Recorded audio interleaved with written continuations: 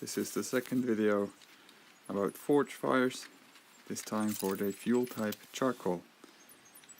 I'll be showing how to start a fire, in this case with ash shavings from making handles, something a lot of blacksmiths will have in their shop. It's a good starting point for any fire. I'll put on some fines. This is leftover charcoal from the last barbecue. With lump charcoal, and it's just fine stuff. It's a bit smoky because of the grease that's dripped into the embers. You add some air. As you can hear, it's a hand crank blower that I'm using, which allows for optimal control over a charcoal fire, which doesn't require any air to keep burning. Basically, if you walk away from a burning charcoal fire, you'll come back to find only ashes are left. Fire management is important for charcoal fires because the fuel burns away quite a bit faster than coal or coke and tends to form hollows, which you don't really want because they're not hot and they create an oxidizing environment. I now put on lump charcoal, the actual fuel that I'll be forging with.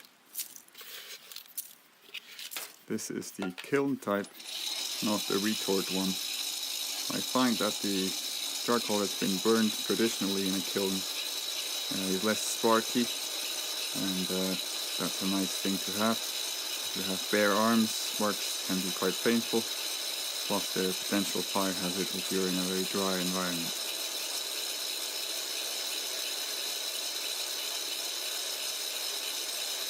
Cranking to get some air in there, get it started. There it's got on.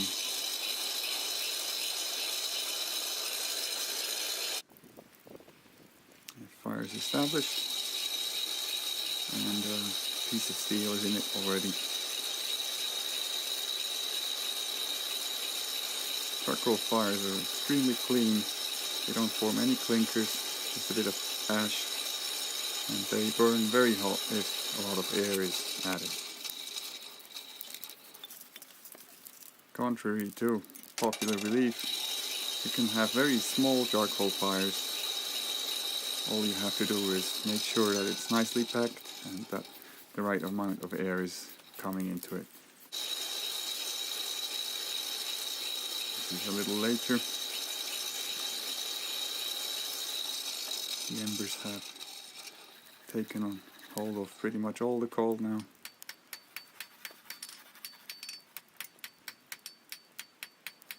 You can see even without forced air it still burns quite hot.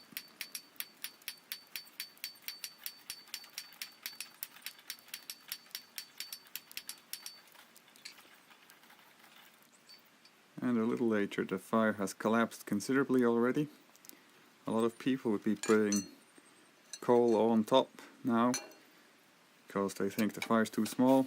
I find this is perfectly adequate for small scale forging and holds at least half an hour of fire left.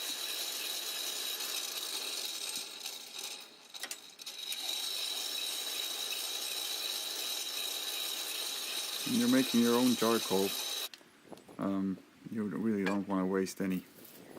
It's quite a labor intensive process, and yeah, buying is not always an option because it's quite expensive. This is even smaller fire, still perfectly adequate for that color that I'm making there.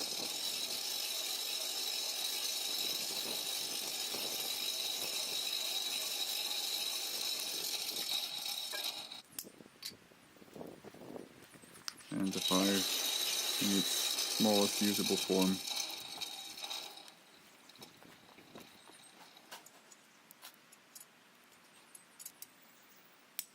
And this is how it's been after the fire has been left alone for about half an hour. You can see it just catches back on fire immediately as soon as you add air. Thank you for watching.